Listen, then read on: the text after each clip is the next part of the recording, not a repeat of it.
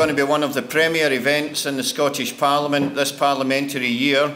We have the most significant group of representatives of many faiths, organisations and political parties. This is indeed a great honour and privilege to me to be here and to be hosting this evening. My name is Bill Kidd, MSP, and I am, as I say, delighted at the numbers who are here and the range of organisations which people represent.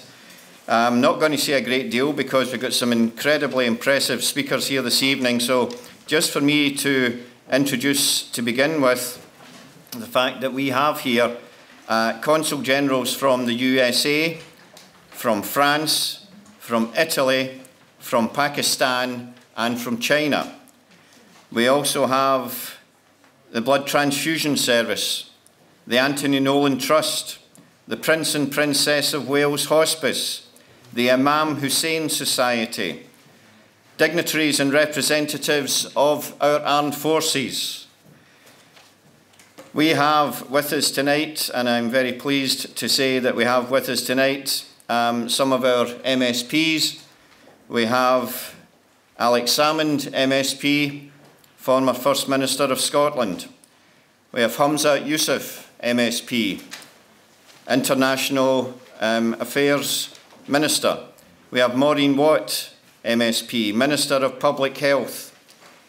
We have Kezia Dugdale MSP, Leader of the Labour Party, and we have a number of other MSPs, okay, in Scotland, sorry, Kezia, in case I get her into trouble there, sorry about that, Kezia. We have a number of other of my colleague MSPs here as well. We've had a really terrific turnout here this evening. So, as I say, I'm not going to take up a lot of your time because there are some great speakers. I'm delighted, however, to say that the representatives of the Shia Muslim religious community who've been in Glasgow, my home city, since the 1940s and are now resident across our country of Scotland, have done a massive amount of work to put this together tonight. And the Edinburgh Ahlul Bayt Society, who I am very, very pleased to have worked with in terms of trying to ensure that this is the fantastic success that it certainly looks like. They have been instrumental in everything that has happened here.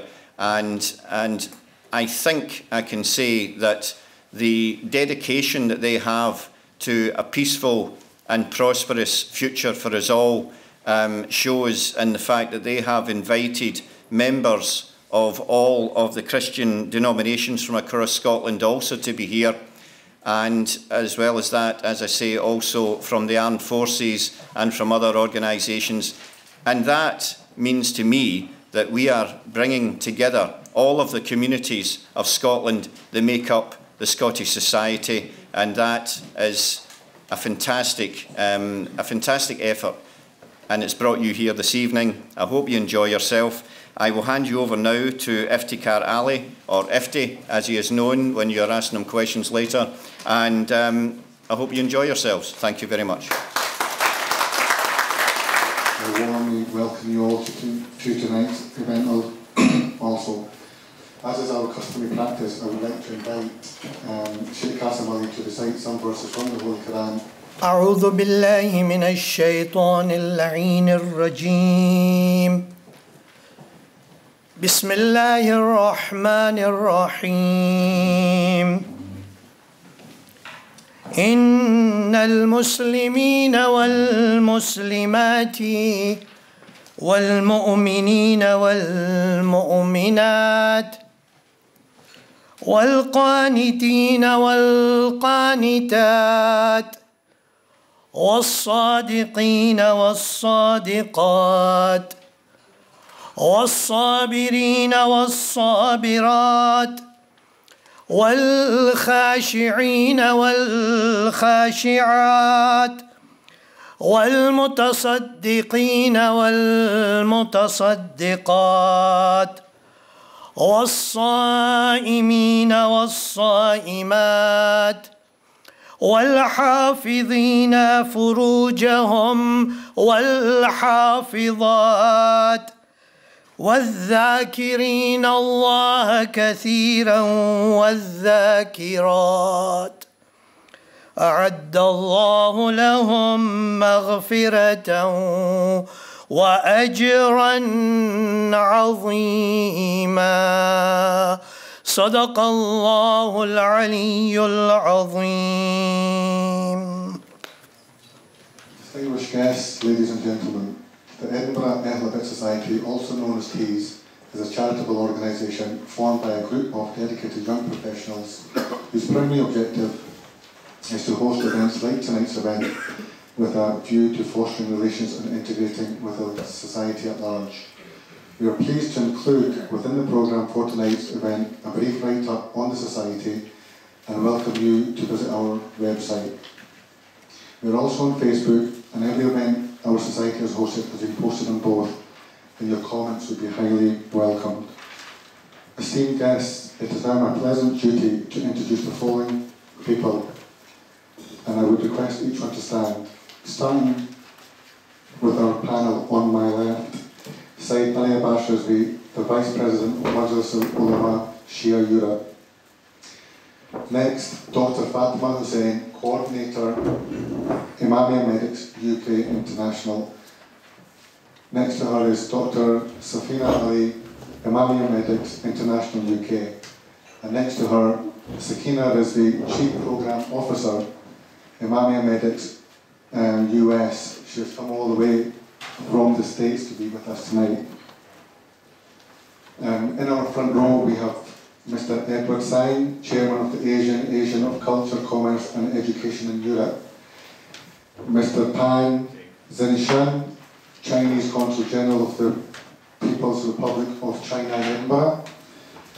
Zoha Barzanek, Principal Officer at the US Consulate General Edinburgh. Saeed Ashan Raza Shah, Pakistan Consul General, Glasgow. Ms. Morin Watt, MSP, the Minister for Public Health. And then we have Mr. Pierre-Alain Cochner, French Consul General in Edinburgh and Glasgow. Next then, Mr. Carlo Perotta, Italian Consul General. And we have Ernesto Esposito from the Scottish Italian community. And finally, we have Kezia Dugdale MSP, Deputy Leader of Scottish Labour Party.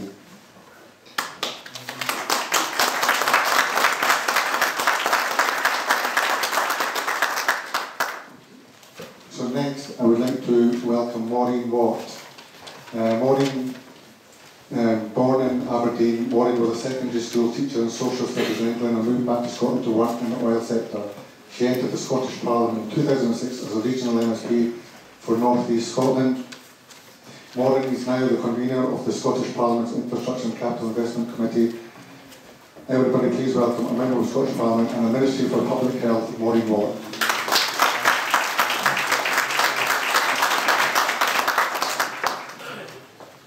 Thank you very much, and good evening, ladies and gentlemen, and very distinguished guests. This is a very impressive audience that you have gathered together here this evening, and I realise that you have lots of speakers, so I will be brief, but thank you very much for inviting the Scottish Government to this event, and I congratulate the Ahlul Bayt Society for your work with numerous organisations and to raise awareness of the many health issues within minority ethnic communities. And it's very fitting that we have it today just after International Women's Day, so that we can engage women as well as men in the many health issues that face us, because we know that many health problems are often linked to our diet and our weight problems. And I know that there are many projects across Scotland which engage ethnic communities to encourage more healthy cooking and, as a result, eating. And I know that we had a debate previously in the Parliament that the Society is very proactive in raising the profile of blood donation by organising blood drive events within the Scottish Blood Transfusion Service and working with the Anthony Nolan Trust to raise the profile of the bone marrow register, both of which are tremendously important services. Fortunately, Scotland's health is improving across the piece, with many people generally living longer and healthier lives. But I'm acutely aware that despite significant efforts, there are still many health inequalities which remain a blight in our society. You will know that the First Minister, Nicola Sturgeon, has made tackling inequalities one of her main objectives, and we remain determined to address these issues. As I said, we have many speakers this evening, but I would finally like to wish the Ahlul Bayt Society well with all its future work. It is very important and makes a huge contribution to Scottish society. And it's my pleasure to introduce the next speaker, the former First Minister, Alex Salmond.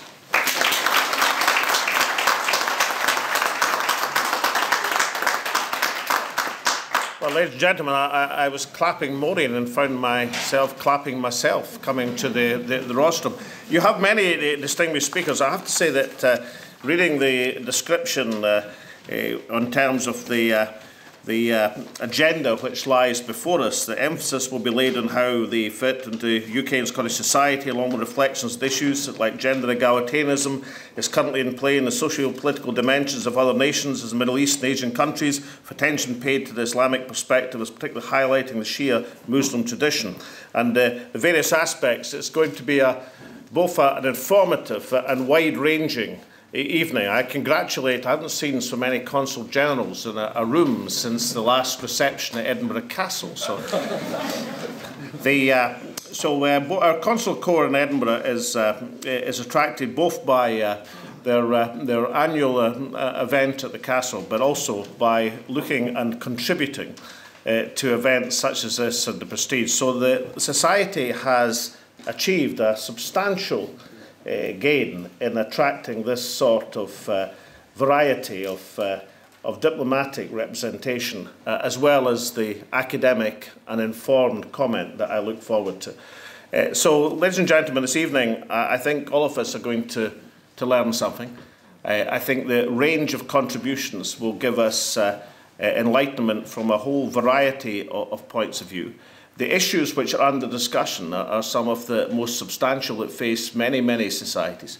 And I want to all of you to reflect as I do on what we hear this evening. But many, many congratulations to the Society in assembling this formidable array. Chair, I think you're going to have your work cut out to get us all out of here on an agenda time. So, ladies and gentlemen, thank you very much for the invitation, and I look forward to the proceedings of this evening. Thank you.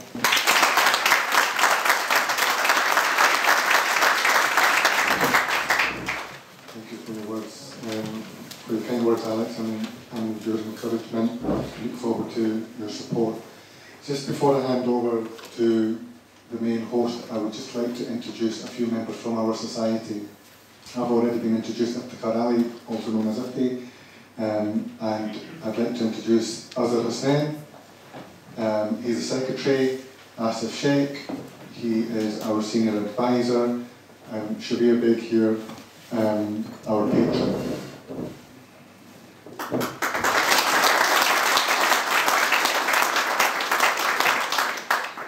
And now I will hand you to the main host of the programme, Dr. Mehdi.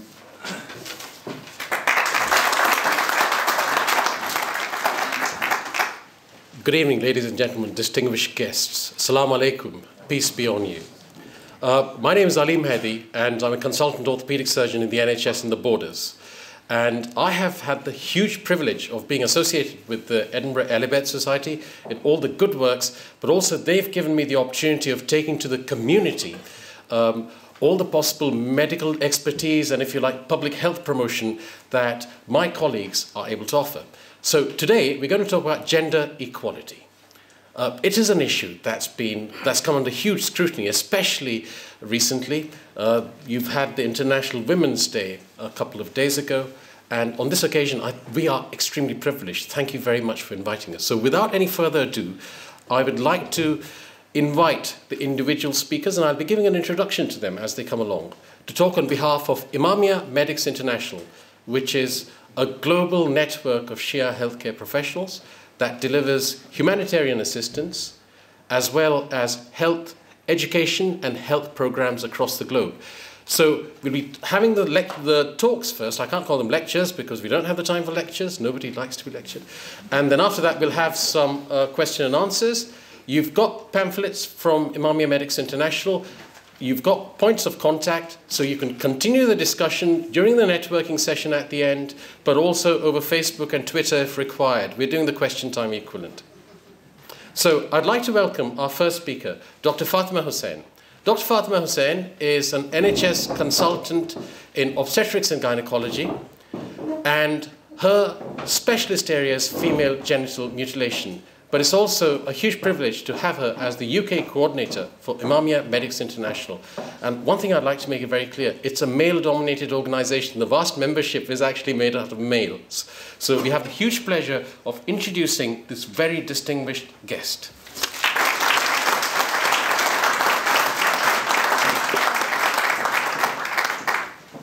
Bismillah ar-Rahman ar-Rahim. I begin in the name of God, the Beneficent, the Merciful. Salam alaikum and peace be upon all of you. I'm really honored to be here at this gathering, and it's my first time in Holyrood, Edinburgh, so I thank you all for a very warm welcome I've received from everyone here. So as we have very limited time, I am going to stick to time. So my brief is to talk about gender equality, but I'd just like to make an acknowledgement to a couple of Scottish obstetricians who inspired me when I was at King's College Hospital as a medical student, almost 30 years ago when I qualified. Professor Stuart Campbell and Donald Gibb were Scottish, excellent obstetricians. They inspired me to become a gynecologist, and I'm very thankful to them. I acknowledge that. And of course, Scotland has a very strong history with obstetrics and still very strong in that. So let me move on to gender equality in health. So all sexes are equal, but some are more equal than others. So of course, I think most of you will understand where that's coming from. Now, sorry, a bit of technical, see if this works. Yes. So, is this equality? Is that what we mean by equality? Well, actually, I don't think we want equality like this. We know that roles are different, but equal rights is something that we are actually something that we want. So having men to share the pain of pregnancy isn't what we want, but we just want equal rights. Now, maternal death is still one of the biggest health inequalities in the world, and I will just give you some statistics. I know statistics can sound boring, but just imagine what it really means. Numbers don't mean anything, but I've actually seen the people who suffered, who are orphans from maternal death through my work, and it is a very big health inequality. So this audience is a very educated audience. You'll all be familiar with the Millennium Development Goals, which actually, a lot of them are linked to gender inequality. So for example, the one I'm going to focus on is the goal number 3, which is promoting gender equality, and the 5th one, which is maternal health, because these are very, very intrinsically linked to gender equality issues. And we've already heard from Morin Watt about how it's very complex factors which affect women's access to care and the economic situation of women throughout the world, which impacts on that. So this document is from the WHO. It's about, defines certain areas where gender differences make a difference to the MDGs. And essentially, the role of education in trying to achieve the equality for women and economic access. So again, this slide is quite a busy slide, but it does show you 2 things. It shows you, if my laser pointer will work. Can I have the other one, please?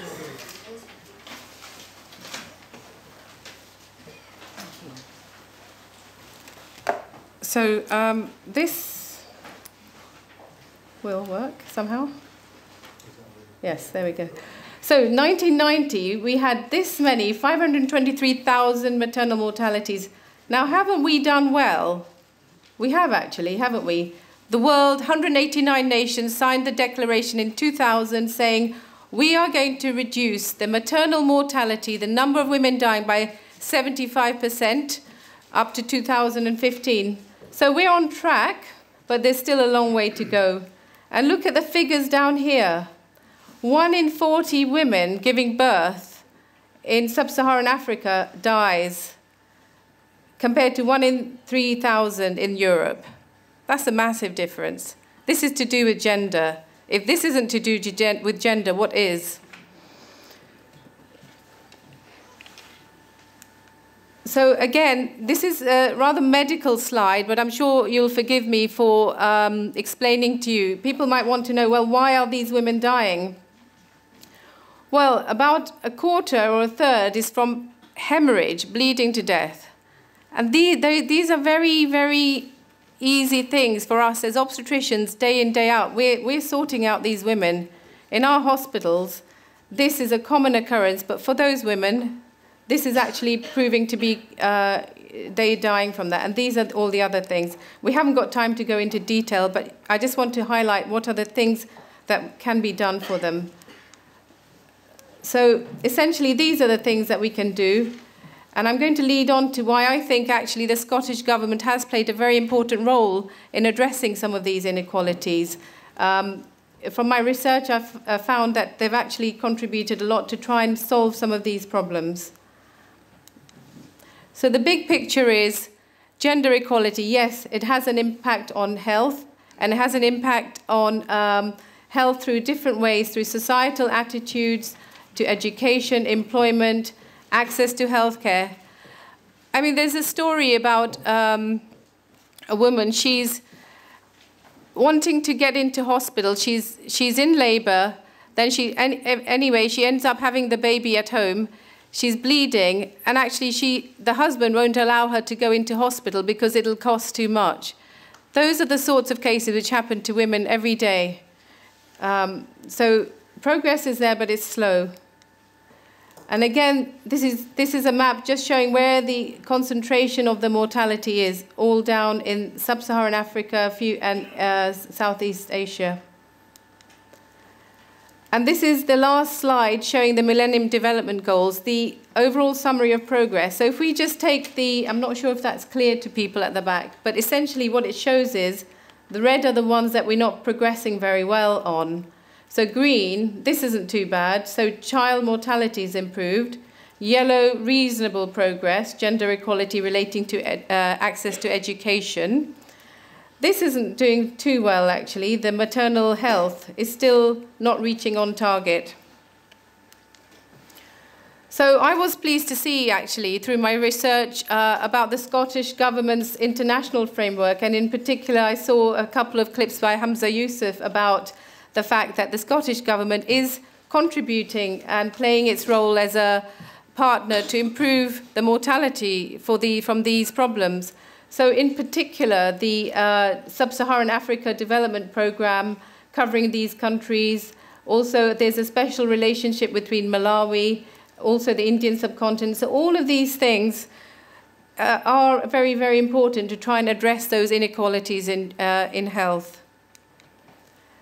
In addition, I think this document I referred, this is a document that I think Morin Watt might have referred to, this is commissioned by the Scottish Government in 2013, produced a report looking at gender evidence reviews, looking at equality outcomes. And actually, things are not looking that bad. And I was a bit surprised to see this, but actually, I'm going to read this out because it's a bit simpler to explain. So in general terms of health, compared with women, men have a higher incidence of heart disease, stroke, diabetes, overweight, attendance at hospital A&E, also have a lower life expectancy. So I'm sorry, I think that's not good. So we're doing better. The women are doing better, but that's good. Despite this, they're more likely to rate their health as good compared to women. So they don't actually realise they're that unwell. Women have a poorer mental health than men and report less positive inpatient experiences. So this is just one of the areas that's been addressed in that report. We don't have time to go into the detail. Now, I'm sorry to show you some shocking pictures, but this is a reality for some women. And everyone, this was domestic violence, gender-based violence. This is very, very important and has a major impact on health. So the definition is that this is actually related to the fact that she is a woman and is disproportionately affecting them, and it's the unequal power relationship between men and women that is causing most of this to happen. I was at the Royal College of Obstetricians Gynecologists last Friday to celebrate International Women's Day, which I think there was one event in Aberdeen yesterday, and throughout the world anyway, these are going on. But we had our whole day focused on gender-based violence. We had Jane Ellison, Parliamentary Under-Secretary, who gave a very supportive talk, supporting the work that's being done through lots of different agencies. And we actually had a very nice poem and a description from one of the survivors, which actually they got a standing ovation from the audience. It was all mixed audience, doctors, psychiatrists, social workers, women's aid people. But it was really, really enlightening to hear their story. And again, this is from that document about gender equality, and in Scotland. I'm pleased to say that there seemed to be this lilac one is the women being affected by gender-based violence. This starts off in 2013. This is 2003 to 2012. So this is the women being affected by it. The blue one is the men.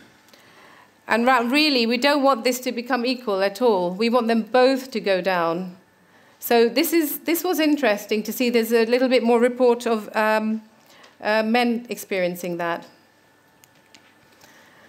Now, there are 2 deaths per week related to gender-based violence in the UK. 2 deaths per week. 2 women die because of intimate partner violence.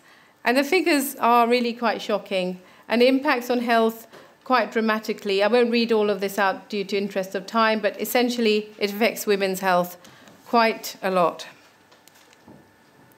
Now, again, I'm sorry for the shock tactics, but this is reality for many women throughout the world, sadly. For girls, actually. They're not women. They're not giving consent. They're children who are undergoing, it's called forced female genital mutilation. We tried to change, we had some medical debate, should we not call it mutilation? But actually, that's what it is. This is going on, and I'm the lead for that in my trust, and I think people are aware of it. And I thought I'd just give a little bit of a Scottish flavour about what's happening here, and I'm sure the ministers in this audience will be more knowledgeable than me about the local picture. I saw this article from The Guardian quoted, this was a bit shocking as well, that Scottish FGM expert says families pool resources to bring in a cutter from abroad to mutilate girls in groups. So I kind of tried to get the real facts behind this story. It was a bit difficult, but essentially what this is saying is there's a growing proportion of communities affected by FGM where maybe the parents don't want it, but it's still being forced upon the girls. Now, this article was dated 6th of February 2014. There's been a lot of work done since then. So the prevalence of FGM in Scotland, essentially, there's quite a number of girls, 2,500 born to women who come from high-risk countries. So with FGM, the country of birth or the country of ancestry is the most high-risk factor for them experiencing FGM. So this is rising. As we know, from Glasgow has a high proportion of people who come from London. About 10% of the refugees come from there to settle in Glasgow. So this is going to grow. However, good news, because the Scottish government is doing a lot to help. I was quite impressed with this letter, which I just picked up after the article. February 14, a letter has gone out to all the head teachers saying, actually, you know, these are the things that can happen. Huge awareness campaign, huge educational campaign, lots and lots of support to help these children not to be abused. That's what it is. It's child abuse. So I'm nearly to the end of my talk. So why do doctors want to be involved with all this? Well, I feel very strongly holistic medicine is really, really important. I feel we need to raise ethical issues about women and challenge behavior that harms women and girls. There is something called medicalization of FGM going on. I've read reports in Indonesia where actually FGM is rather increasing rather than diminishing, where doctors are being allowed to do it. So that's really something we need to challenge. Access to contraception and abortion and violence against women. These are all issues that we, as doctors, politicians, social activists, we need to work with.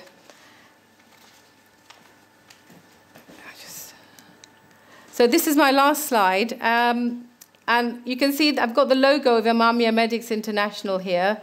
This is in the name of God. In this little scroll, it says, "Whoever saveth the life of one, it is as if he saved the life of all of mankind." That's our motto. You can't see it there, but that's what it says there. And I was heartened to read only yesterday, and I hope I haven't misquoted or got the wrong day, but I think this is quite up to date. I'll read this out in case you can't see it at the back. "It is entirely appropriate that this conference for International Women's Day is about violence against women. After all, until we end violence against women, we cannot have true gender equality, either here in Scotland or elsewhere around the world." And that's from the First Minister, Nicola Sturgeon, at the UNICEF and Glasgow City Council declaration, I believe, which was signed yesterday. I thank you for your attention.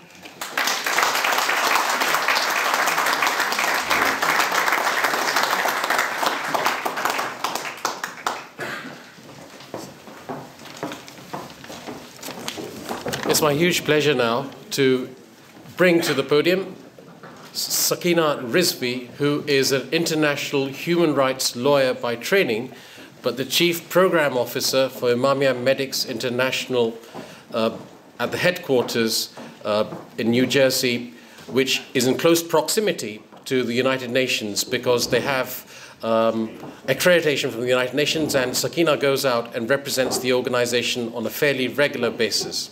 Sakina.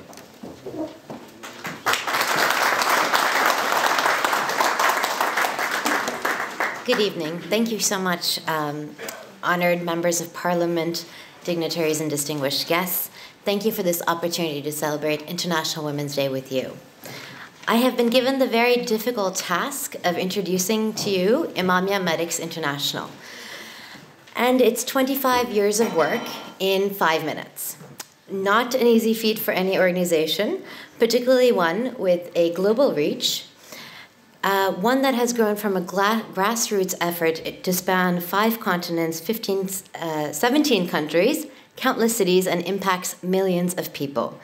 While IMI is a professional organization comprised of Shia Muslim members, our vision is derived from the Quran, as Dr. Fatima just mentioned.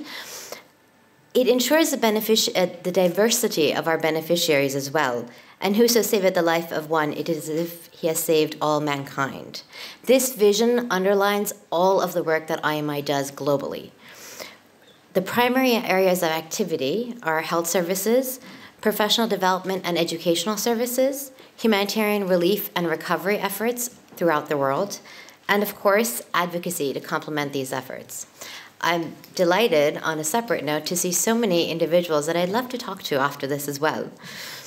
IMI's health services range from established clinics in remote areas to those in remote areas, focused on underserved communities, including many women who don't have access to health care. This is done through mobile medical units as well as ambulance services.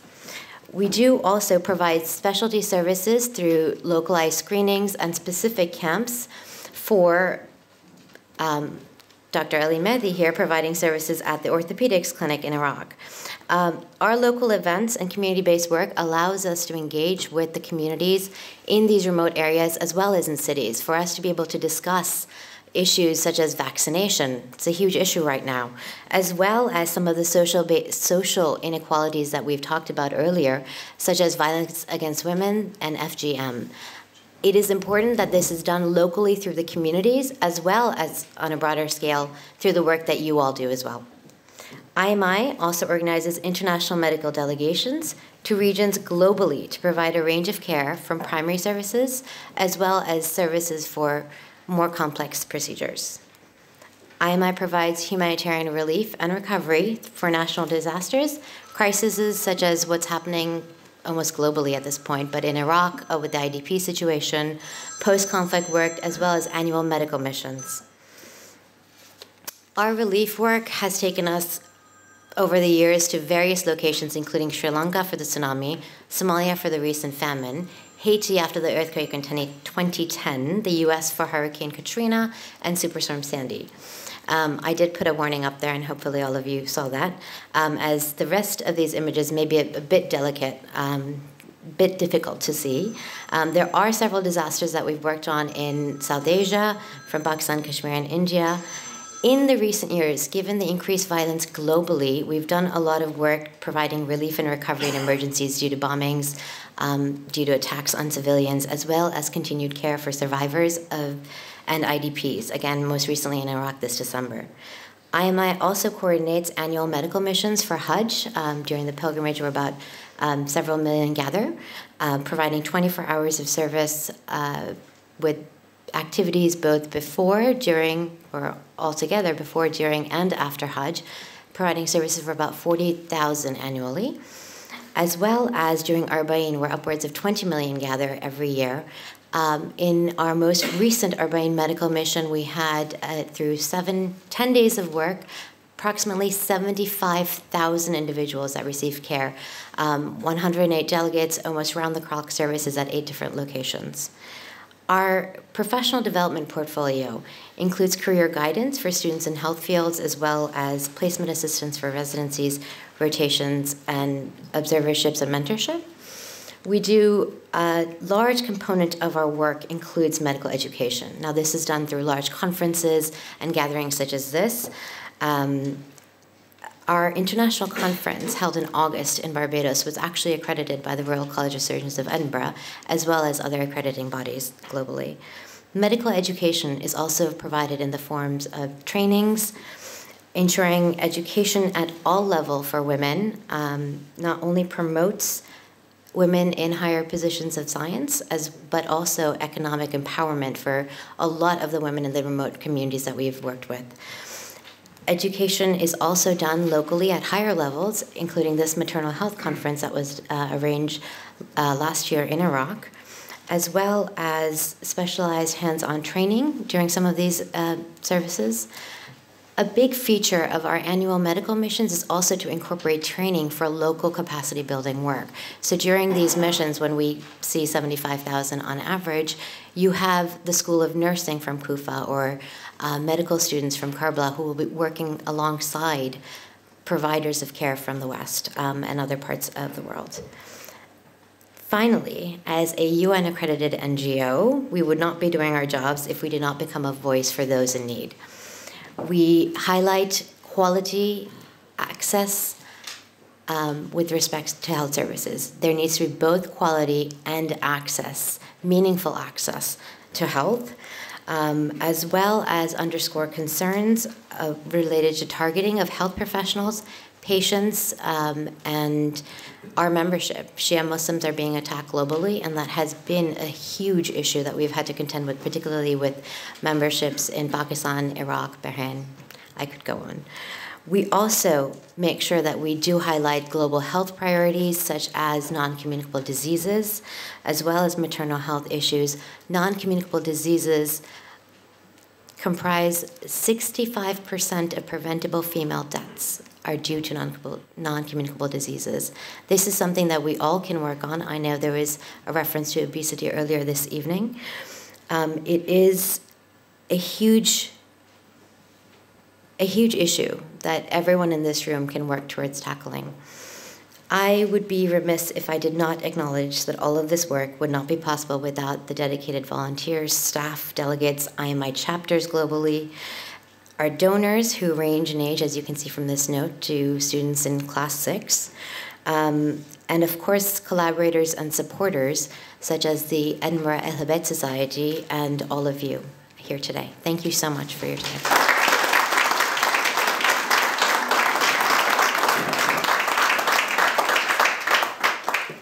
So that was the contribution or the potential sort of difference an NGO could make in this area. Now I'm going to invite Scotland's very own now, Dr. Safina Ali, who I'm not going to introduce, but she'll do it herself.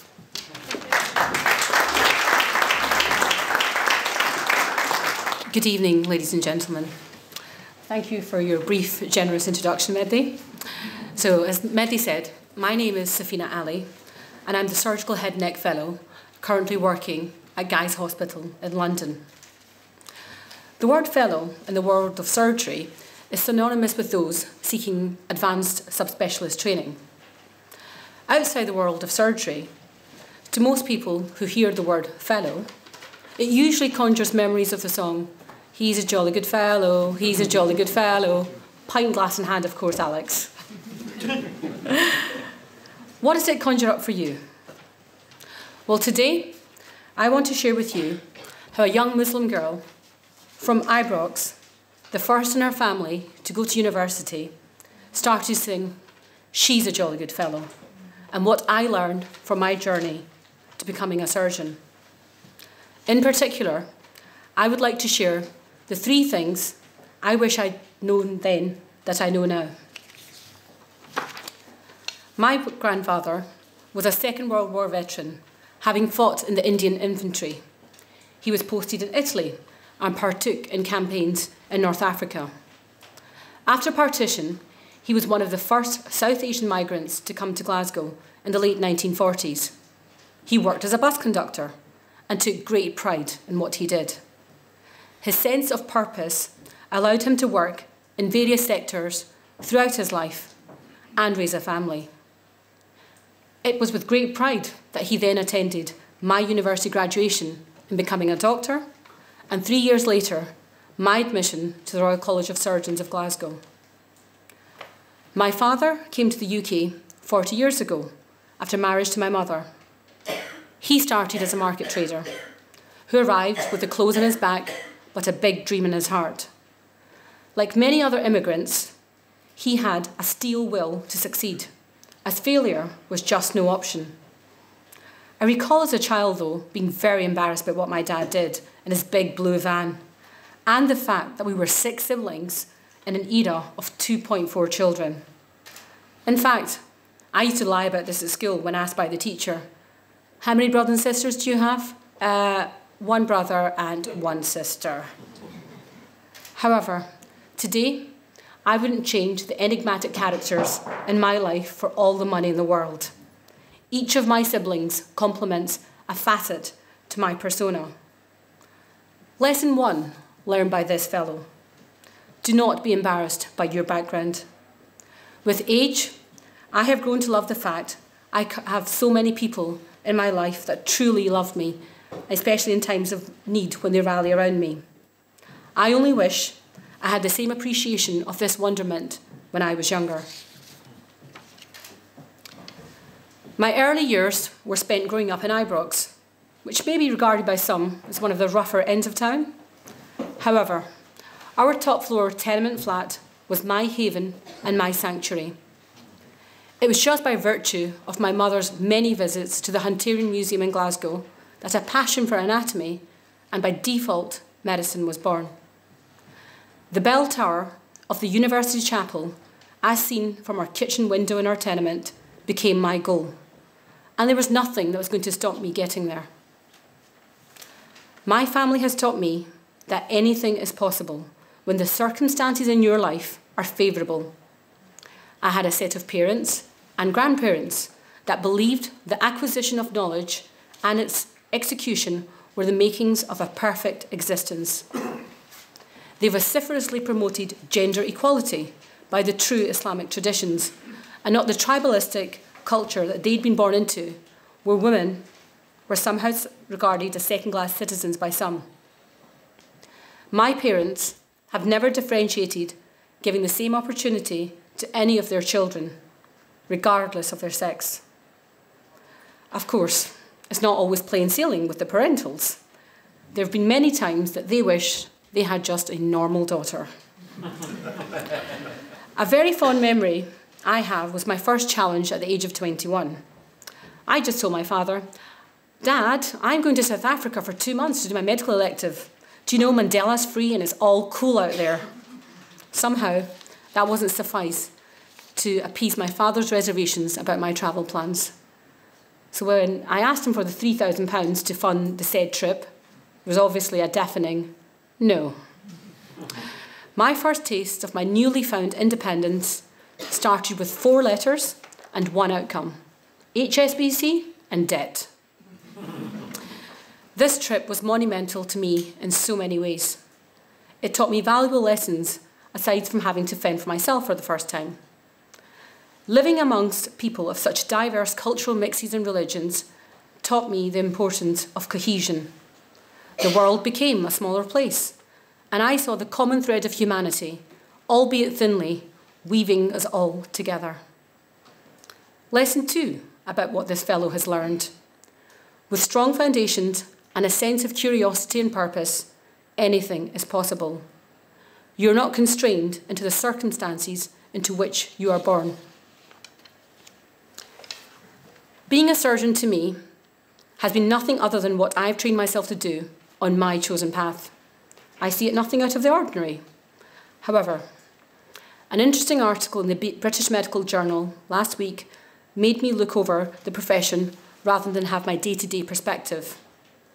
Although 60% of doctors in training are women, we make up just 10% of surgeons on the specialist register. It also explored the psyche of women in the medical profession, reporting 50% of male medical students wanted to become surgeons, compared to only 18% of females. The surgical arena was very much reported to be a male dominion, with women feeling undermined and uninvited despite having the expertise. With a lack of positive female role models, it just seems like an impenetrable place to many budding young female surgeons. I can't say that I've ever really thought about this until I wrote my speech, and then it occurred to me.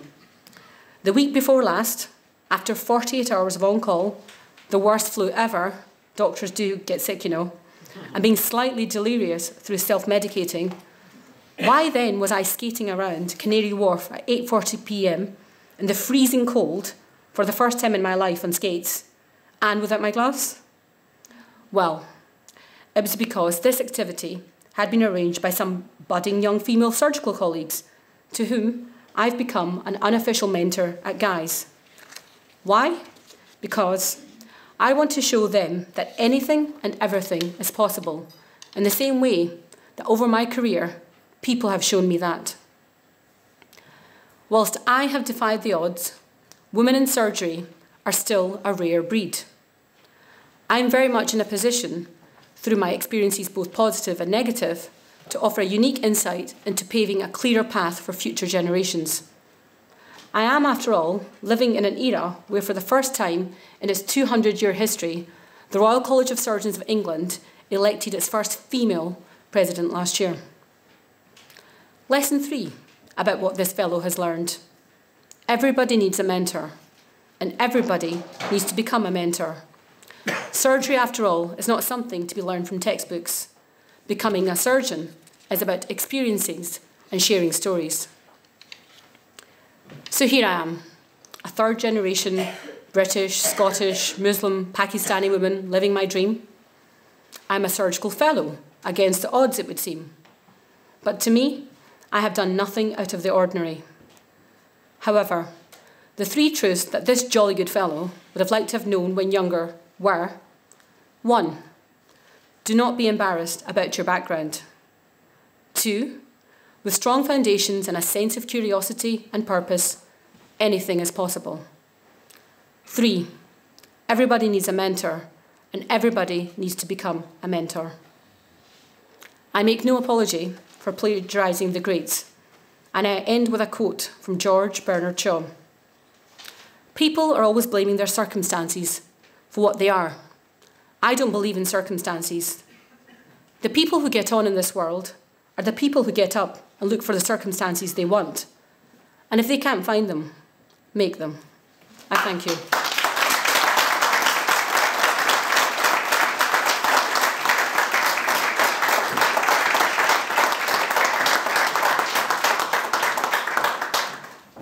So, distinguished ladies and gentlemen, our next speaker is a Shia Islamic scholar. He is an international speaker and a teacher. He uses his backgrounds in ethics and theology for breaking down social barriers, but also he's critical in sort of creating understanding amongst communities. He's a key member and a trustee of the Maimonides Interfaith Foundation, one of the largest interfaith foundations in the UK. He has also written The Need for Dialogue and Concept of Religion in Christianity and Islam. So, we've got Sayyid Ali Abbas Razi, who's going to speak next. He's also the Joint Secretary of the Majlis-e-Ulema, which is the organization that represents the majority of Shia Muslims across the United Kingdom and Europe. So he tells me that he sits with imams and rabbis on the National Council.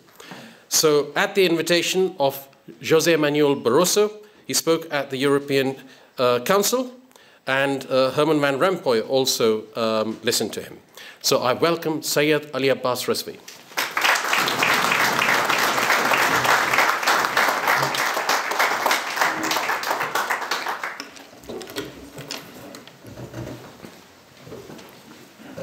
Bismillah ar-Rahman ar-Rahim.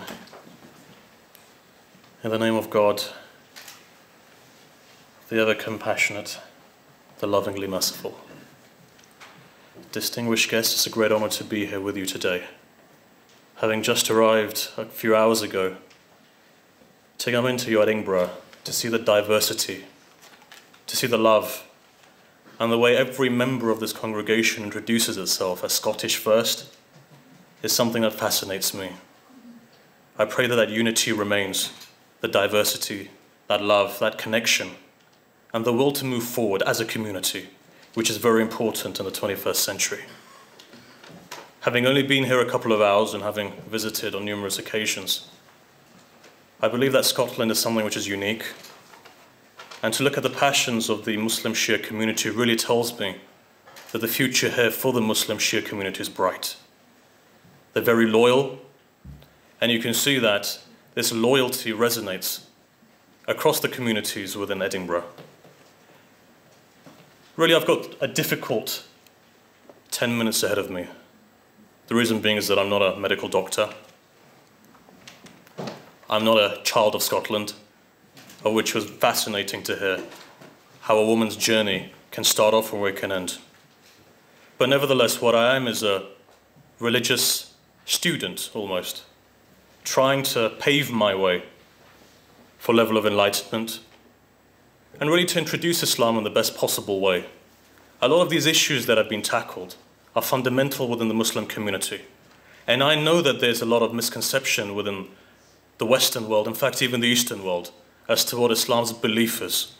So what I'm going to do is I'm going to tackle all of these head on. I remember last week when I was sitting with Cardinal Vincent in London, we're having a dialogue, lasted a couple of hours. The conclusion was this, that it's now time that religious communities really tackle these pending issues head on. The fact of the matter is that we believe that the solution lies with us. We believe that we can put forward a solution to the world, to tell the world that religion doesn't mean violence, but what religion means is progression, to move forward together lovingly, because every religion, the essence of every religion is humanity.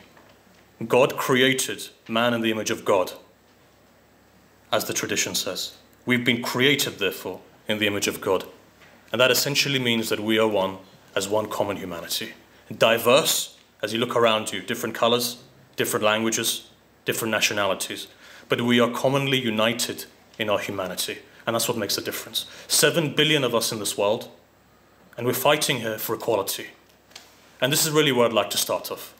What is Islam's perception on equality? And I think that it's essential to really begin on the Prophet. As Muslims go back to that Prophet. The Prophet of Islam was a people's leader, and I think that's very important. Muslims have signed a covenant with God. The very same thing that if you go to the book of Exodus, you'll see that the Israelites signed a covenant with God. And that covenant was that we are equal under the eyes of God. As long as we remain equal, then we'll be successful, and the hand of God is over our head, to summarize. In the same way, Muslims have done the very same thing. We're equal, men, women, or women and men, equal under the eyes of God. As long as we hold this equality, the hand of God will be over our head. And in the same way, if we look at leadership, what Moses was, what he reflected within the Bible, is a person who was a leader for the people. The people loved him. And this is one thing that I've seen in Scotland that unfortunately I don't see in England. You know what that is? The people love their leader. And that's a reality. Something that I've seen, I have to say that.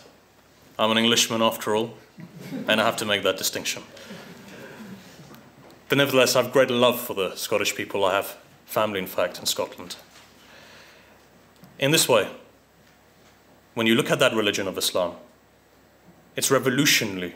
Go back 1400 years ago, what do you see? You see Europe's in the Dark Ages. In the same way, the Sasanian Empire is just about to collapse.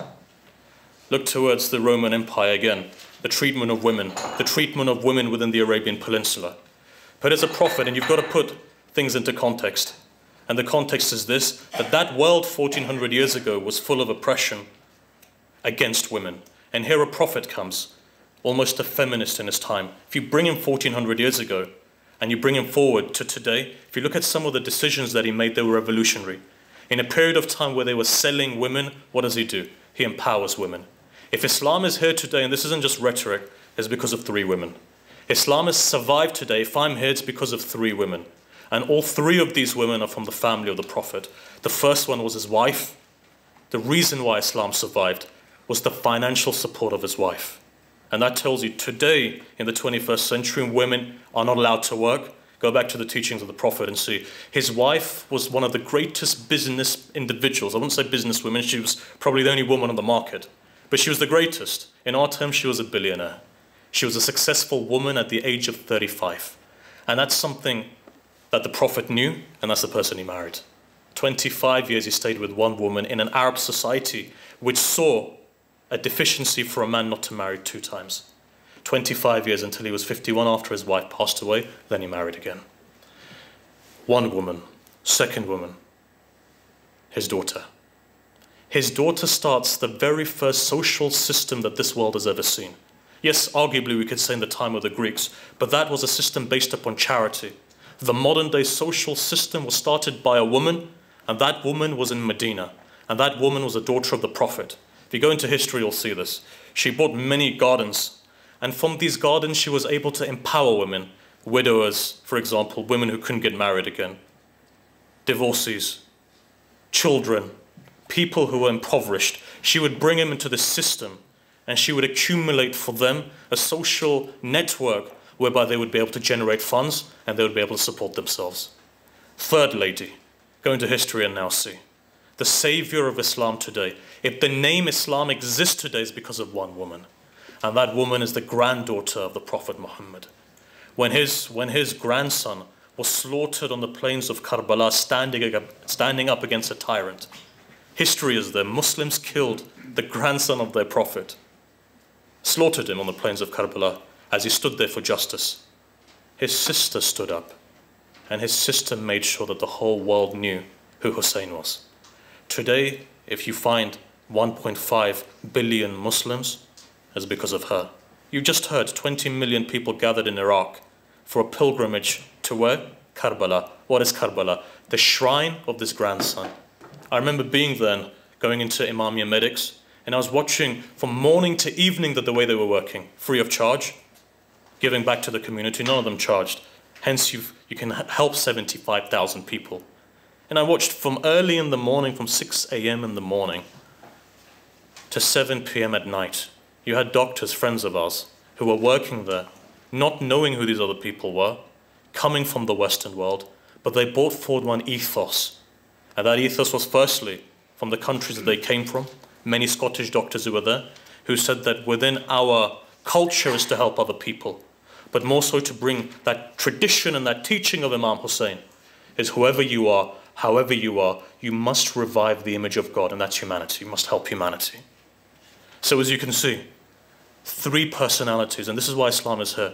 The Prophet has said, says that the success of Islam partially was because of his wife. And that's something which is important to bear in mind in a society, in a world, and this is the Arabian Peninsula that saw the revival of knowledge.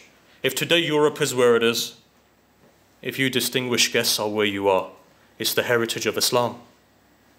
It's the theologies which were developed, Jewish theology, Catholic theology, Thomas Aquinas, 90% of his teachings comes from Ibn Sina.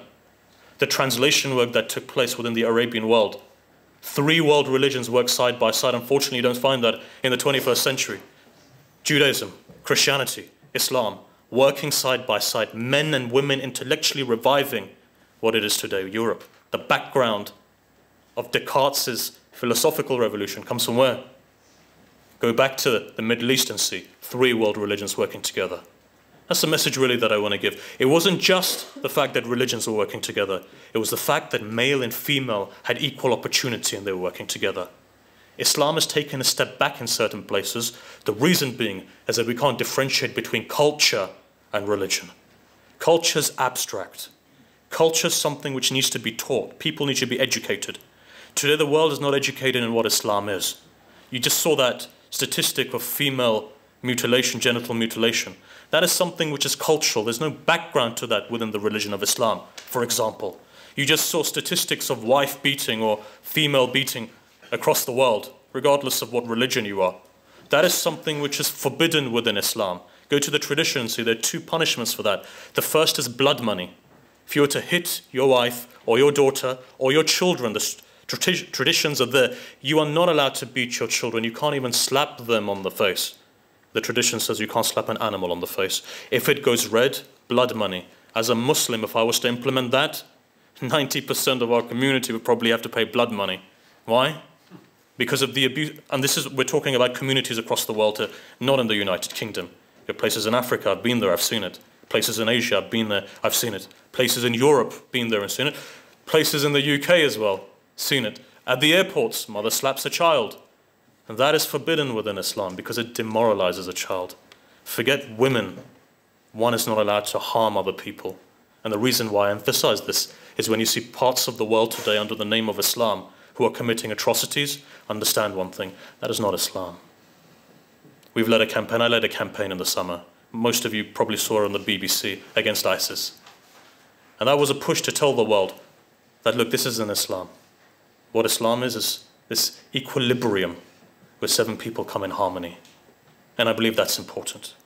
So the second thing that was covered, I'm just going to cover a third thing as well. What is the role of women, therefore? The role of women, at least on an Islamic level, and I can only speak as a Muslim, and that's why they've called me here to speak as a Muslim, is to empower women in the way that the Prophet did. There was an empowerment of his family. Every woman from his family was empowered. Each one of them was successful. Each one of them were guiding other people. To give you a story, to go back to the Prophet's daughter, only 13 or 14 years after the creation of Islam. And what happens when the Prophet goes out of Medina, he leaves his daughter in charge. Men would go to this daughter of the Prophet to ask questions on jurisprudence. We haven't seen that before within history. Have you ever seen a religion, for example, and what I'm here to say is just this. Have you ever seen that?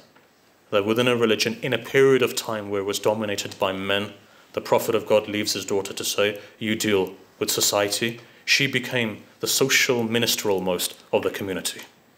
Finally, in terms of medicine, and you've heard a lot about medicine, helping people, curing people. Within Islam, there's a very important, responsibility for women. We've forgotten this tradition now, maybe in the 21st century amongst Muslims. But traditionally you would find that doctors, whether they were in Egypt, whether they were in Morocco, whether they were in fact Bombay in India, wherever Muslims were, there's 7 cultures within Islam, by the way. Islam is not just one culture.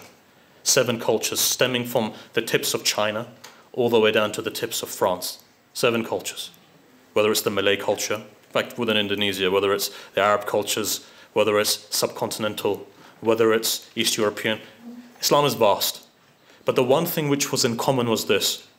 In our tradition it says, it's important for one to be a scholar, That's the best thing you can be, a scholar, somebody scholarly.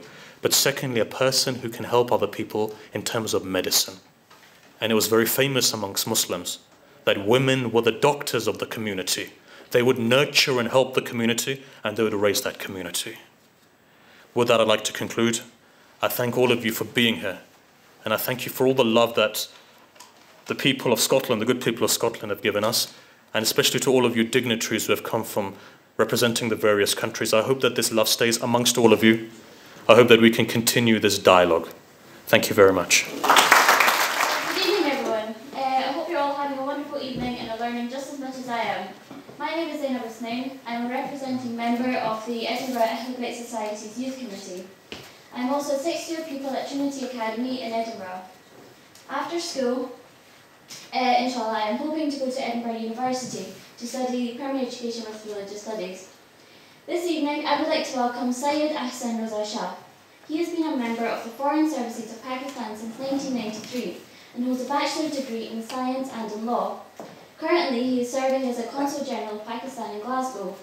Prior to this, he served as Deputy Head of Mission at the Embassy of Pakistan in the United Arab Emirates. So I would like to welcome the first guest speaker of the second half of this evening, the Pakistan Consul General, Syed Ahsan Raza Shah. Thank you.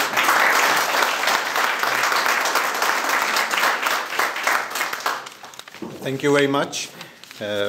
Mr. Bill Kidd, MSP Chief Whip of the Scottish Government, representatives of the Scottish Government, MSPs, leader of the Scottish Labour Party, and office bearers of the Edinburgh Bayt Society, Imamia Medics International, representatives of various interreligious organizations, including the Church of Scotland, the Scottish Episcopal Church, and the Scottish Catholic Church, Excellencies, distinguished guests, ladies and gentlemen. My speech today that I had prepared is basically would now appear to be a rather poor plagiarism of what has already been said. But I would just give you a Pakistani perspective of this. I must confess that gender equality is one of the most provocative and controversial topics in contemporary Islam. And there sadly is no dearth of controversial issues in contemporary Islam, especially for the Western world and audience like yourselves. Contemporary Islam faces questions like intolerance, fundamentalism, extremism, violence, and oppression of women. We Muslims have a tendency to blame extraneous factors, outsiders for our ills and for misunderstanding Islam. But here I say, for us in the Muslim world, it is time for introspection. If the extremists, Al-Qaeda, ISIS, and others have hijacked the Islamic agenda and do not speak for the vast majority of us, what have we done to distance ourselves from them and to tell the world what real Islam is? The real Islam, which has nothing to do with intolerance and extremism. The Islam which I adhere to, the Islam which gave a universal declaration of human rights 1400 years ago. And Prophet Muhammad, peace be upon him, in his sermon on that occasion said, "No one is superior to the other, be he or she, be white, black, Arab, or non-Arab, except for piety." And imagine this was said 1400 years ago, 1400 years before the Universal Declaration of Human Rights in the 1940s. The beloved daughter of the Prophet, Fatima, and other women of his family, including his wives, played active social and political roles, including participating in wars, nursing the wounded. The struggle that led to the independence of my own country saw women participating shoulder with the men and giving countless sacrifices. The sister of the founder of Pakistan, Muhammad Ali Jinnah, was at his side during all those tumultuous years of the independence struggle. We in Pakistan had a women presidential candidate in 1964 and a woman prime minister in 1988. Today, 21% members of the Pakistani parliament are women, which compares favorably with the United States at 18% and the United Kingdom at 23%. Pakistan, which is a conservative Islamic country and one of the largest Islamic countries in the world, is the country of Fatima Jinnah, the sister of the founder of Pakistan, Benazir Bhutto, and Malala Yousafzai, and not of the Taliban brand of Islam, as some of us would, or some would have you believe. So ladies and gentlemen, I ask you, which Islam are we talking about? The Islam that we adhere to has nothing to do with the Islam we see daily on television news. And it's about time that those adhering to the real Islam speak up. And it's about time our friends in the West try to distinguish between the real Islam and the fake brand of Islam being marketed these days. With regards to the topic in discussion this evening as well, there are many misperceptions and misconceptions. As I said first, a distinction must be made between what Islam is, based on the discourses found in the Quran and teachings of Prophet Muhammad, peace be upon him, as Professor Rizvi just said, elaborated, and what some people actually do based on cultural practices and societally created and accepted norms. Many people in the West look narrowly at what has been done in the name of Islam and what continues to be practiced with respect to Muslim women and believe that that is what Islam truly advocates. Examples include, as has been said, female infanticide, female genital mutilation, forced seclusion of women, forced marriages, sexual slavery, and forced or enforced wailing of women. None of this is in accordance with the Islamic values and teachings of Islam. The world of the retrogressive brand of Islam is burning itself and those around it in the fire of extremism and provocative acts to trigger tribal and religious prejudice and are presenting a distorted and wrong vision of Islam. Islam that I adhere to teaches its followers to inculcate in themselves the qualities of tolerance, religious harmony, respect for humanity, forbearance, compassion, and above all, the spirit of sacrifice and reconciliation. Unfortunately, some Muslim scholars aren't helping the issues when they make pronouncements and fatwa theologically justifying the wrong practices that I just mentioned. I must conclude here, as there are people here much better qualified than myself to elaborate, which they have already done in a much better manner than I ever can. Thank you very much.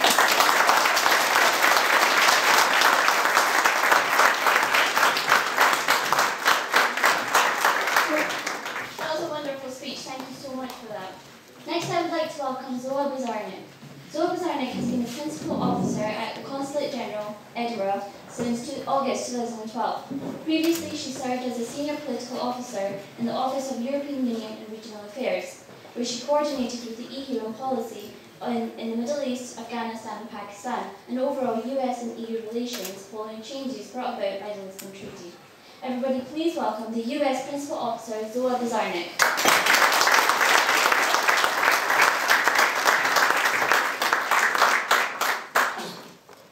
Good evening, everyone. No society can reach its full potential if it leaves 50% of its population behind. Thank you to the Edinburgh Bayt Society for recognizing the importance of gender equality and health as we mark International Women's Day. I'm glad to see such broad support for women here tonight. I've learned a lot over the course of the evening, and I'm really honored to be here this evening among so many distinguished guests and so many people of goodwill and faith who are promoting messages of tolerance and equality that I think if the world were made up of people like those in this room, we wouldn't have these problems we're trying to address tonight. It's been a pleasure for me to work with Shabir and Asif of Abu Bayt, and I thank you for inviting me tonight to be a part of this evening. I'm going to take just a few minutes to talk a little bit about what the U.S. is doing around the world on the issue of gender equality. Under President Barack Obama, former Secretary Hillary Clinton, and now Secretary John Kerry's leadership, the United States has brought what we'd like to think is an unprecedented focus for our government to bear on promoting gender equality and advancing the status of women and girls throughout the world. The U.S. supports gender equality through diplomatic engagement, foreign assistance programming, and partnerships with civil society, as well as the private sector across the globe. I won't go into too much detail, I know it's been a long evening, but just to give you a little bit of an overview of some of the things that we're doing. We promote women's economic and political participation through strategic initiatives related to gender-based violence and women, peace, and security. I think we've all seen just how good it can be for the world for women to be involved in peacemaking. We seek to empower adolescent girls, prioritize gender equality in international fora by advocating for issues that affect women and girls, including a standalone goal on the gender equality in the post-2015 development agenda, which has been discussed. And we seek to lead by example through continuing to promote, fund, and integrate gender equality into the programs, policies, and planning in all areas of the State Department work so that it becomes not just about gender issues, but about important issues. I want to highlight President Obama's announcement last week of a new program called Let Girls Learn. You may know already about some of the things that we do overseas, but this is a new initiative to ensure that adolescent girls around the world get the education that they deserve. I think education is at the heart of so much that we've been talking about tonight in terms of opportunity, in terms of health, in terms of equality. We know how critically important education is, as Scotland is a beacon to the world in this area. And when girls are educated, they lead healthier and more productive lives, and an educated girl has a positive ripple effect on not only her health, but that of her family, community, and society as a whole. However, globally, 62 million girls are not in school. And I don't need to tell you that as these girls get older, their fight to get an education becomes even harder. Let Girls Learn is a whole-of-government initiative to improve education opportunities for adolescent girls that builds on the U.S. Agency for International Development, or USAID's, existing funding and education programs, which already total about $1 billion, which I know is chump change when you convert it to pounds. Including in areas of conflict and crisis, we'll be doing this through leveraging public-private partnerships and by challenging organizations and governments to commit resources worldwide. Let Girls Learn will focus on 3 main pillars: increasing access to quality education. We've heard that quality is just as important as having education. It needs to be a good one. Reducing barriers and empowering adolescent girls. The increasing access to education, to quality education pillar will focus on programs that teach girls to read and write, provide safe access to schools for both students as well as teachers, and ensure that those living in areas that are affected by crisis and conflict have access to education. The Reducing Barriers pillar will focus on a wide range of vulnerabilities for adolescent girls, including early pregnancy, malnutrition, menstrual hygiene, preventing and responding to HIV.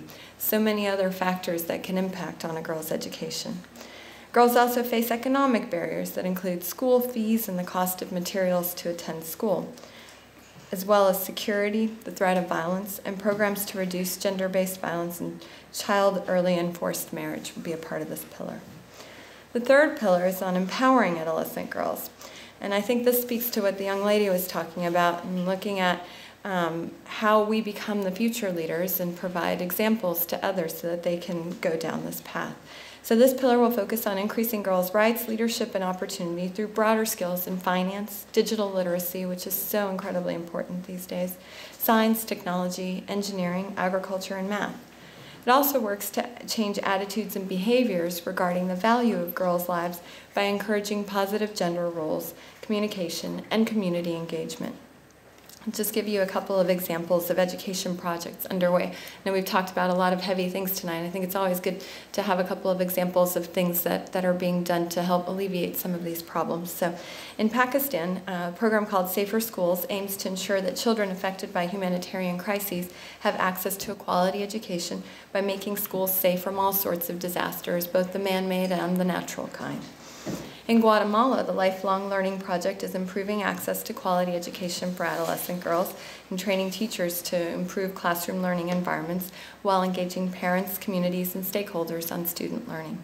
In Malawi, where I know the Scottish Government also has a great interest, the DREAMS program is a public-private partnership that has successfully addressed HIV risk behaviors, HIV transmission, and gender-based violence for adolescent girls through schooling, mentoring, and empowerment activities. In Bangladesh, the Protecting Human Rights program works to reduce child early and forced marriage through enhancing advocacy initiatives for child marriage legislation and enforcement, as well as promoting public awareness campaigns for more than 10,000 students in grades from 7 to 8 at 70 schools. Last Friday, the State Department held its annual International Women of Courage Awards ceremony, and here I think we can look to a little bit of hope in the face of adversity. we recognized 10 absolutely remarkable women, and we've been doing this since 2007. These women are risking their lives to advance women's rights across the globe.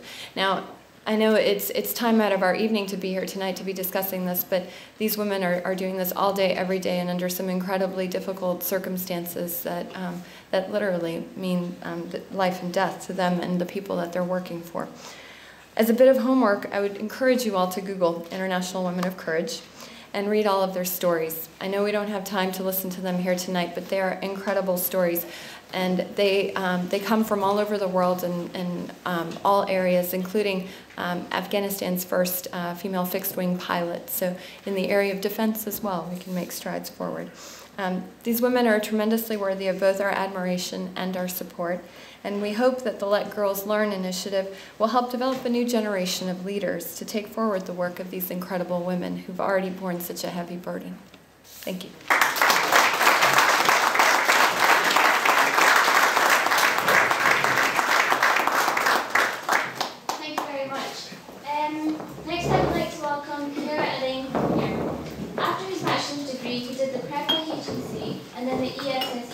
From which he graduated 3 years later. He has had experience in the banking industry and in the cultural cooperative services at the French Embassy in Spain. After this, he took further studies in political science and Arabic. He then entered the Ministry of Foreign Affairs as a specialist in the Middle East and North Africa. Everybody, please put your hands together for the France Consul General, Pierre Ellen.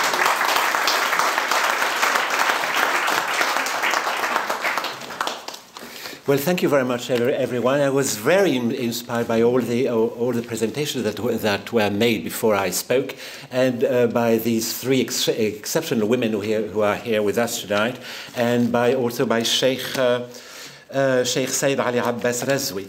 So after all those fascinating speeches, it's hard to find something interesting to say, I must say. I must admit. So I'll limit myself to a few points on our experience. First, on gender equality. Well, promoting gender equality is, of course, a priority of the French government today. We have exact parity in our government, with the same number of women and men as ministers today, just as the Scottish government, actually. We have, for the first time in several decades, a minister dedicated to the rights of women. We have also a female minister for justice and a female minister of health. So this seems to me, very fitting for the topic we've been discussing tonight. So what are the challenges these women and our government face at home? First, we've had a law promoting the equality of women and men for several decades in France, obviously, but we still have some challenges in salaries and wages, which are not exactly equal. So we want to make more on this, to reach real equality in this field, and we also have to fight some prejudices which are still ongoing in French societies and several special sectors of French society. And I must say, one of those segments of French societies are in some banlieues or deprived banlieues around the French cities, and some of them have a majority of Muslim people, unfortunately. So more has to be done for that, and starting from September, we'll do more to teach equality between women and men, boys and girls in French schools. This as a kind of experience first, and then we'll see whether we can extend it to all the education system in France, just to fight those prejudices. We also act on the international stage, just as the Americans are doing, to promote our values. And especially regarding inequality and in the Muslim world, we have been intervening in Mali to fight these group of extremism. And one of the reasons is actually that they're promoting on their side a very, very backward image of women. And this is a kind of country where we have to fight this genital mutilation. And also we find, as much as we can, the crimes of honor. You know, those crimes against some sisters by some men. This is absolutely, totally intolerable. Yes, those crimes of honor. Yes, we also have to do now at home, of course. Everyone will remember that we've been struck by an incredible crime in France at the beginning of the year with the Charlie Hebdo crimes. So we find that we need to do more. And to talk more to Muslims and Islam in France. I was very heartened to hear my Pakistani colleagues saying that, remarking that we had to some parts of Islam had to do their introspection. This is the view of our Prime Minister and government also, that in some fields like the equality, the place of women in Islam, there has to be a reflection from the Muslim communities themselves, and also on conversion, because some segments of the Muslim community promote a backward, well, something which is not compatible with French values on conversion. You will understand what I mean. So I believe that scholars like yourself, Sheikh, and you women, you would be very, very welcome to France to take part. Thank you. In the discussion, in the dialogue, we need to have to do this modernization of some ways of seeing Islam, and I'm absolutely I admire incredible all the elevated contributions which I heard tonight, which really, and also as someone who has specialized in my career in Islam and the Middle East, where I spent almost 15 years of my whole life now in Muslim country. To finish my intervention, I would like to go back to the Charlie Hebdo crimes and attentat, whatever you say that in English. What accident? Attacks, yes. The Charlie Hebdo attacks. And I started with my personal view. I've never bought Charlie Hebdo myself, except last month when they published the new issues after the attacks. I always thought it was a provocative magazine. And every time I saw their front pages in the newsstands in Paris, I said, "My God, they really go too far," and I was shocked. But I must say that freedom of speech is important, and that cartoons and satire and caricatures are a part of our heritage, are a part of our political culture.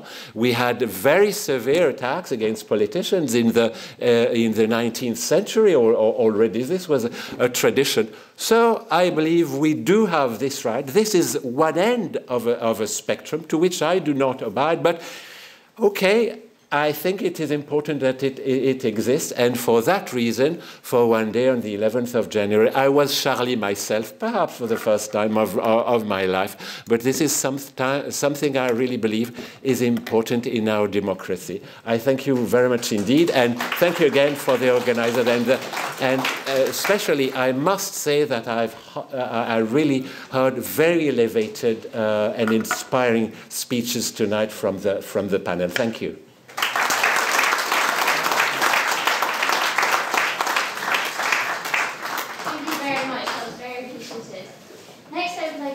Welcome Kezia Dugdale. Kezia was first elected to the Scottish Parliament to serve the Lothian region in May 2011. Kezia has a degree in law and a master's in policy studies. She co-leads the committee of the HIV Human Rights and Development Network based at the University of Edinburgh. Alongside her duties in the Shadow Cabinet for Education, Kezia sits on various cross-party groups. Everybody please welcome a member of the Scottish Parliament, Deputy Leader of the Scottish Labour Party, Kezia Dugdale.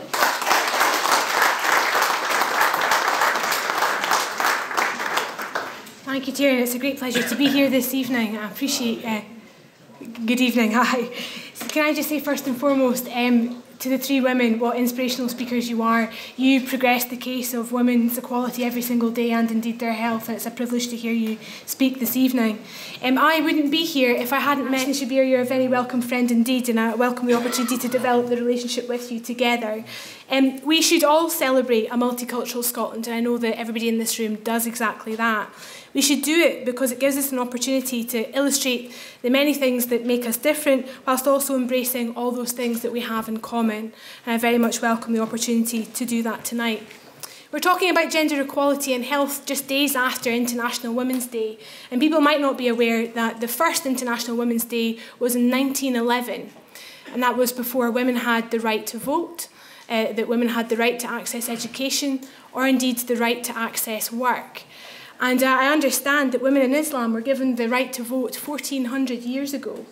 So it makes the UK's universal suffrage in 1928 look a little bit outdated. So thank you for that inspiration.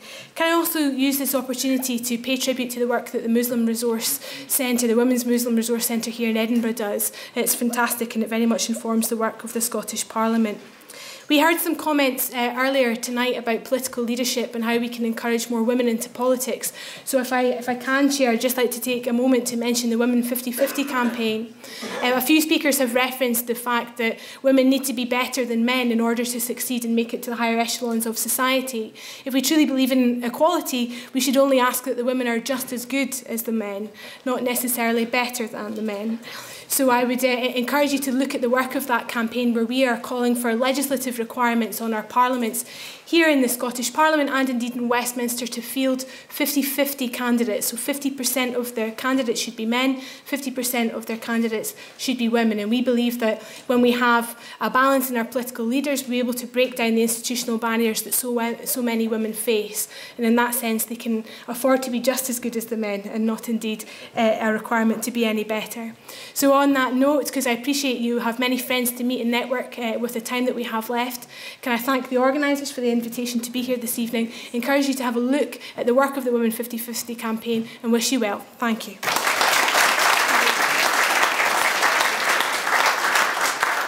you very much, Kezia. I hope you're all enjoying yourselves and are having a wonderful evening so far. To end the event, I would like to welcome the last guest of the evening, Asif Sheikh. Asif is the Senior Advisor of the Edinburgh Bayt Society. If it weren't for him, we wouldn't be where we are today. So everybody, please put your hands together for Asif Sheikh.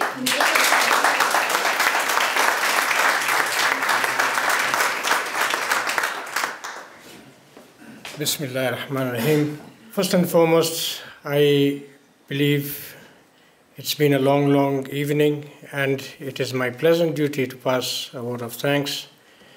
But I will do it in a different way, because I feel that the first vote of thanks from all of you, and myself included, on behalf of IMI and the Edinburgh Bayt Society, is for none other than the Almighty.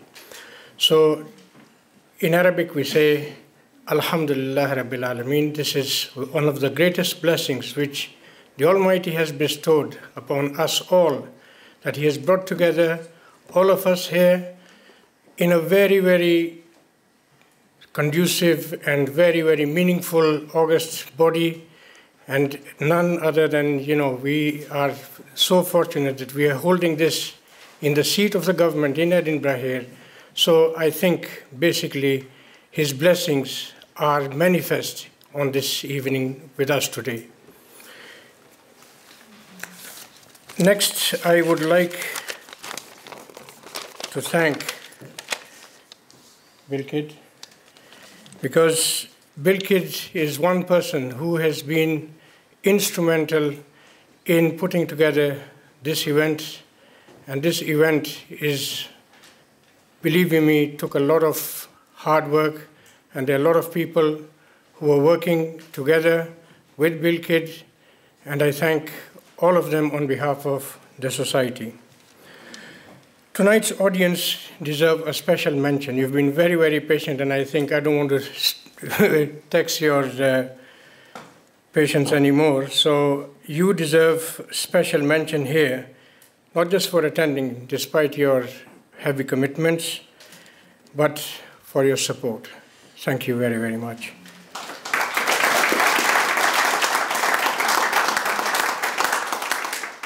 It has been a great honor to have a personality of the stature of Alex Salmond attending and sharing his valuable insight. And on a personal note, I think wherever he goes, he steals the show. And he did that this evening. And it is pertinent to acknowledge the attendance of so many MSPs. We are really overwhelmed, you know. Secretary Morin Watt, Kezia Dugdale, City of Edinburgh Council representatives, the European Parliamentary Office, and we are very, very honored to have members of the Diplomatic Corps, the Chinese Consul General, the American Consul General, Pakistani, Italian, French. We are very, very grateful that you have chosen to give us your valuable time. Thank you very much.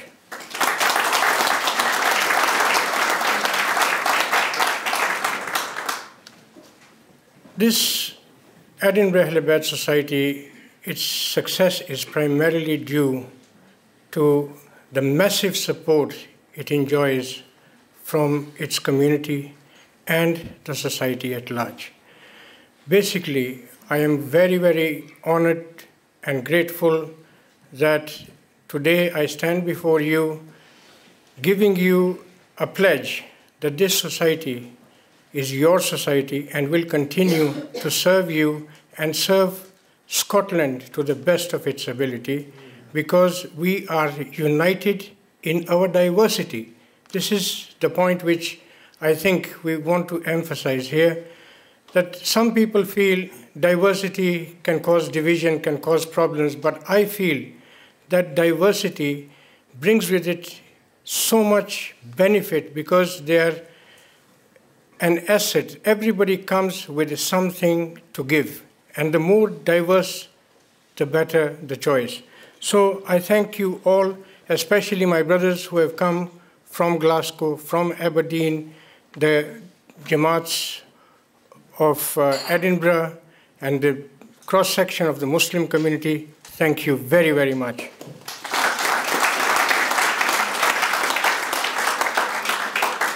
We have the British Army representation here, and we have the Police Scotland. I am finding the right words to thank the British Army here because there is a very, very important thing which they have done in the fight against Ebola. And I thank the British Army for those efforts. And I would like you to take these sentiments from the Edinburgh Ahlul Bayt Society and IMI, because these are also medical professionals, that this fight of Ebola, we really appreciate the fight you are putting on all of our behalves. Thank you.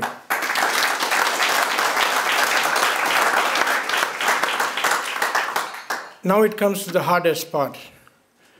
The hardest part being we have so many people from interfaith and religious groups. If I was to even try and mention all of them by name, I know I would not be able to do justice. But I will say one thing.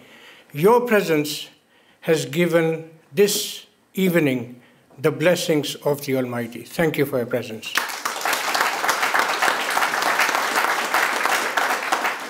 The Scottish Parliamentary Events Team, Trinity High School, who provided Zainab services here, Dr. Andrew Newman, and so many other personalities who have actually come here to give us not only support, but encouragement. We want your encouragement by your participation in the Society's activities. Thank you all.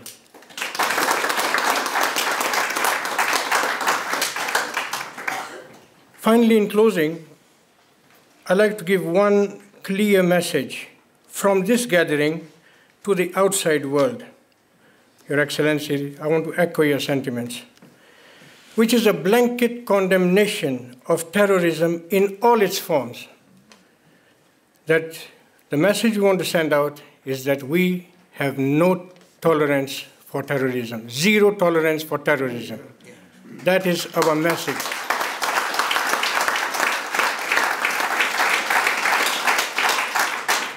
I end with a remark which is dear to all of your hearts, and that is, long live Scotland. Thank you.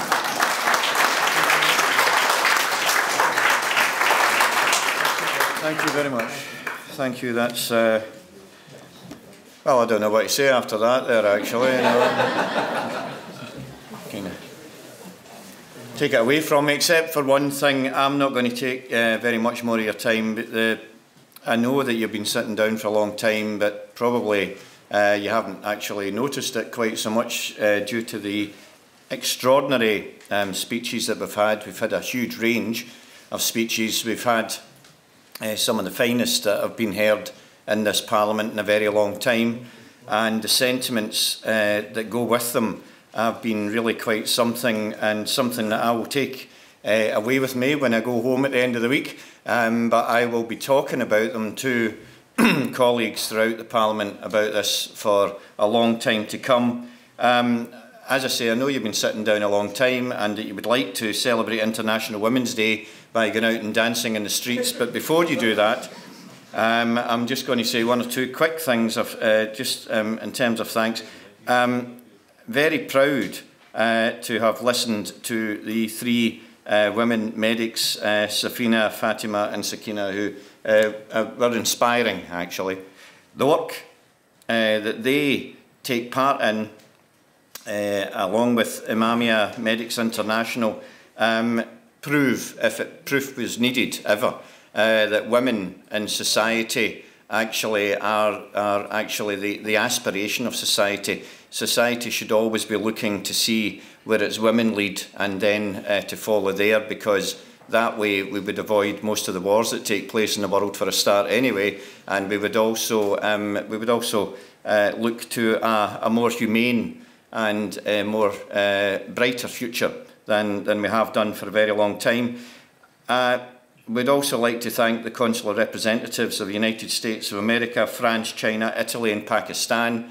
Your presence here does show that the world coming together is something that we will hold dear, whilst those who will fail, who try and pull us apart in terms of terrorism and acts of war, are going to fail. We are going to win by standing as a world of humanity, and the consular representatives actually are a shining example of that. The Church of Scotland, the Scottish Episcopal Church, the Scottish Roman Catholic Church, I hope that I really haven't missed anyone out from the Christian churches who are represented here tonight. I think it's extremely important that when we do come together for any form of meeting where there is a faith group or a religion involved, that we try and widen that out to bring as many of those faith groups and religions together as possible. The ecumenical approach is the approach that I think everyone in the world needs, and here in Scotland I think it works very well. The Army and the police representatives, thank you all very much indeed, because it's extraordinarily important that we show that we are proud of our representatives who stand up for us and do their best and ensure that we can live in a secure society. So thank you very much. Now, I actually was thinking here, you know, there's been two speakers who actually stood out for me. I hope I don't offend anybody by saying that, but two who stood out for me in particular. Sheikh Rizvi, I actually thought I was in the company of Martin Luther King sometimes there. Actually, it was extraordinary.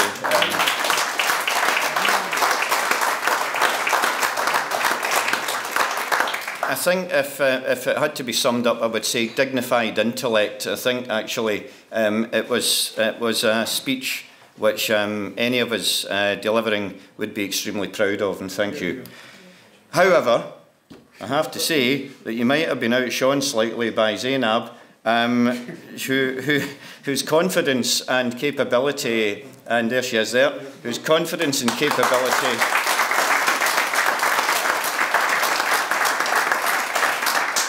is an example to us all, and I'm going to go home and learn how to do a public speaking job from now on. And the Edinburgh Ahlul Bayt Society, Shabir, has been very, very much, along with his colleagues from Tees, very, very much involved in how successful this has been tonight, very, very much indeed. Can I, though, mention John Docherty from my office?